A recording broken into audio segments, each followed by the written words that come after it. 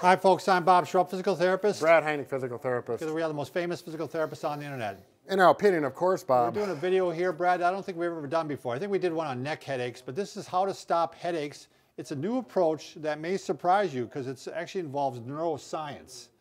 Oh, So, Bob. big words, right? Scare me with that. Yeah.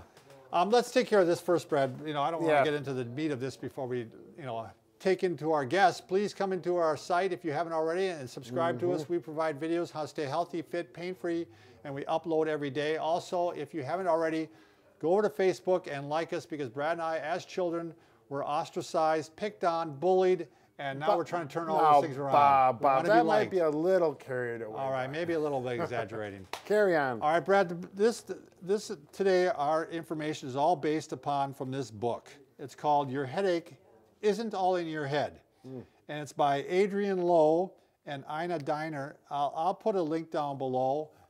In fact, they have a whole series of books, not Adrian does, has a whole series of books on pain. Right. I just thought it was a very interesting approach. And he had very interesting analogies. It's all based on research, but it's written for the layperson. Right. So it's easy to understand, not a lot of terms that you have to be a specialist to understand. No, not at all. It's all just based, and they use even kind of examples like we're going to show today. So is this how to get rid of your headaches without pharmaceuticals? Is that accurate? He's not afraid for you to use pharmaceuticals as part of your treatment, but just the education alone can help decrease headaches, just the understanding of it. And it was an eye-opener to me, and again, I'm not going to do the book justice. I really am not. I hope I'm not screwing this up even the way I explain things. But I thought we'd give a brief intro to it. We're going to show you some things that you can use. Sure. And what's interesting is what he talked about, Brad. It doesn't matter what kind of headache you have. It doesn't matter if you have migraines or cluster headaches. There's all those different types. Sure. Stress headaches. It really, the mechanism of why the headache is happening is very similar in each case. Okay. But what you might do might be a little bit different because you have different triggers. You've heard about triggers. Like a trigger point? No, things that set off your neck or your back or your headache. Like your dog? No. Or your cat? Like I know my daughter, she gets migraines, and I'm going to have her read this book, by the way. But she's very sensitive. She can be very sensitive to light and sound, and that means she has probably, her nerves are a little more sensitive than usual, than the average person. Sure. And we're going to show ways to calm that down too. So certain, like you said, music or whatever might be the trigger to get that headache going. Right. So one of the examples he uses in the book, Brad, and we kind of used a big one here, but he said you could take, the example is that think about the top of the spinal cord. You have your brain. There's a part of the brain that processes information. Sure. It takes it all in from the entire body, what you see, what you hear, what you feel, the sensation. And the pathways for that, most of them are going through the spinal cord and up in here. There's some with the cranial nerves, but we don't want to get too in depth. But they're going into the nerves. They're all providing, and he says you want to think of that as like a collection point. And you can think of it as with a recipe cup or whatever, a measuring cup. And what happens is each time, why don't you go ahead and, Brad, you do the pouring. Each time a stressor comes in, like let's say you're having pain, so that gives you stress. That adds some. Let's say you're having financial problems. You just balanced your checkbook and you're in the red. Yep. That adds a little stress. Let's say your kid comes home with a bad report card. There you go. So, and then you've got to talk to your spouse about the checkbook. Yeah, that's right. There's a little more stress. It's starting to add up. So, and this could be the stress of, one big stressor is when you're having headaches, is like you're worried that you're going to have another headache, or you're worried that something is really wrong with my head. That there must be something hurt inside my head. Yep. Is there whatever, So, some other problem that you really don't want to think So eventually what happens, though, we're not going to do this all the way, but it fills all the way up and it starts overflowing. That's when the headache shows up. So these nerves are just being massively stimulated, and the response is pain in the head. Exactly. The thing is, people that tend to get headaches tend to often have nerves that are a little more sensitive than other people. They're reacting faster. Okay. They're bringing the messages faster, so that thing is filling up faster. Okay. So that's not a good thing. Okay. And you can often tell if you're one of those people because you might be sensitive to light, to sound, to what else would be? Oh, even to touch. Right, tactile information. Tactile. You know, if you're walking on a cold floor, you know. Right. You're going to be one of those people that when you get the headache, what do? You like turn the sound off. You go into a quiet bedroom. You put maybe something over your eyes to block out the sun. Right, get the light down to a minimum. A dark room. That's a good sign that you may have the highly sensitive nerves. So if you have the highly sensitive nerves, we're going to show you some things to try to do to help calm them down. Okay. So that's basically what we're doing. Now, one of the things, if the nerves are highly sensitive, one thing that's going to make them more sensitive is if they're not getting enough blood flow to them. Okay. So believe it or not, if you tend to get headaches, one thing that good is to do is neck exercises because it gets more blood flowing to the brain. So we're going to loosen up the muscles, which can help blood flow. You're going to get just movement in general promotes blood flow. Yeah, and so like if you're one of those people that work at a computer and you just sit and you stay still all day, that you're starting to fill up that collection area. And I was demonstrating a lot of people have poor posture, which is really going to help accelerate and dramatize. Yeah, make things worse. There you inflame. So let's start off with just a basic whole routine of neck exercises. Okay. You're going to do chin tucks. This is one. It's not only good for posture, right, but it also gets some neck movement. So we're tucking our chin in, and a lot of times I take my hand and even add a little extra pressure. You can go down. You don't want to go down. You want to go up. You want to just go straight back. First, before you do that, make sure you got your shoulders and your trunk is in a good posture. Don't do your chin tucks if you're hunched over. So. Now I want you to try to do some even neck extensions here. And if this hurts, just go to the point where it hurts and just stop. You know, if it hurts when you go way back, just do a few extensions out, not quite as far. Then you're going to rotate to the left. You're going to rotate to the right. How many repetitions, Bob? I would say 3 to 5. Yep. Just a quick.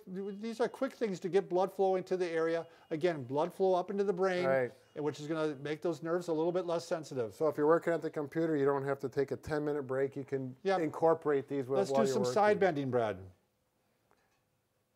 And you can even do a little bit of stretch. We just showed this one, didn't we, Brad, where you kind of grab your arm on the chair and then pull over a little bit like this. Gently. For the levator scapula here. Yep.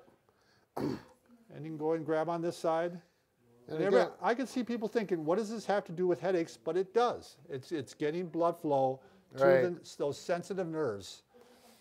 All right. Another last one we could do, Brad, is just maybe raising the shoulders and squeezing them back. Yeah. Again, that's working a lot of muscles that are connected and go up into the neck and up into the lower skull area. Now, the second thing we're going to recommend is that you do get some aerobic exercise throughout the day. And I don't care if it's high level as biking or running or if you're just walking. Right. You want to get something that's going to perfuse that area. And I know they talked about, Brad, even on bad days when you're having headaches, try to still do something. Try to still do like one load of laundry or something. Don't just sit in bed and let things stiffen up and get less blood flow to it. So we're going to recommend doing some type of aerobic exercise. The third thing is kind of the surprising one. I am going to recommend that you do get this book because just by increasing your knowledge of how the nerves work, and again, I'm not going over all the examples that he brought up in the book, the amount how sensitive your nerves tend to decrease. So he had some actual scans, brain scans, in the book, Brad, and he had them at multiple levels. So I mean, different levels of the brain. Now these aren't really brain scans; these are Bob's drawings. These are very crude, but the concept is the same. So this was showing a brain with that was at rest. There was no pain. There was no activity going on. This was the brain doing a painful activity. I don't know what it was. I mean, the person was doing a painful activity, and it was causing pain. And the brain was just lit up. The nerves were all lit up. So the red just represents that the scan is showing activity going on and it's painful. The brain was highly active. The nerves were fired up. So what they did then is they took that person and did 30 minutes of education. Basically, like this book. Okay. And after they did the book, they did the education or the book or whatever, they then had them do the same painful activity, and that's how much the activity in the brain had decreased that much. Right. Just by education.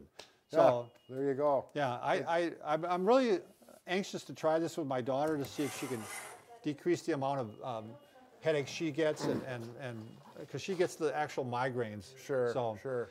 Third one, Brad, is breathing. I think we all talk about stress. You know, we all have stressful lives, and you want to decrease the amount of stress in your life. You can do so by taking some deep breaths and do breathing exercises. We've shown this one. You might look it up yourself even. 4, 7, 8 breathing. So you're going to breathe in for 4. In your 4 nose. seconds, in through the nose. Then you're going to hold your breath for 7 seconds. Sorry, I had a cough. Okay. 1, 2, 3, 4, 5, 6, 7. Hold it. And then you're going to breathe out through the mouth, pursed breathing like you're blowing out a candle for 8 seconds. And you can do a couple cycles of this throughout the day. And you're going to, what I find a lot of times when people are under stress, they start becoming shallow breathers, Brad. And I do these a lot in the car. I'll do them on the way to work. I do it on the way to doing videos with Brad because it's very stressful. It can be a problem, you know. Ask my wife. So, yeah, she's probably doing this 4, 7, 8 all the time. So, but it's going to get things relaxed, more blood flow again, which again is the key to calming down those nerves. I just want to say in the 4, 7, 8, if you can't hold all those seconds, if you just start, it might be hard. So just count the numbers and go a little faster. The next one, Brad, we kind of alluded to this already, is that you want to make sure your posture is really good. When you're in bad posture, things tighten up, less blood flow to the head. So you're going to want to work on it. And that's why the chin tucks are good, because they remind you might have been like this. And you're going to get into this position. Now, as kind of a final thing, he had kind of a mantra, a saying that he wants you to say to yourself when you're getting a headache. Number 1 was, hurt does not equal harm. In other words, a lot of times people think they're getting headaches, something's wrong up here. There's pain up here. I mean, there's something that's hurt. Sure. And that's not necessarily the case. It just might mean that you have sensitive nerves. And that's what hypersensitive nerves. Yeah. So the second thing he wants, some type of saying that you should say to yourself, my headache does not mean something is wrong. My nerves are extra sensitive. I can do many things to calm them down. This is how you want to think about things. Okay. My nerves are extra sensitive. I can do things to calm them down. I'm in control. Let's just get this under control, and the headache will go away. So, again, I apologize to Adrian. I'm sure I butchered it. But we will encourage people to go read your book. No, I think you did a nice job. But again, I think in the book he uses some good analogies that will, when you read a book, reading itself just is a good activity for the brain, and it's going to help bring it from here to here. Thanks everybody for watching.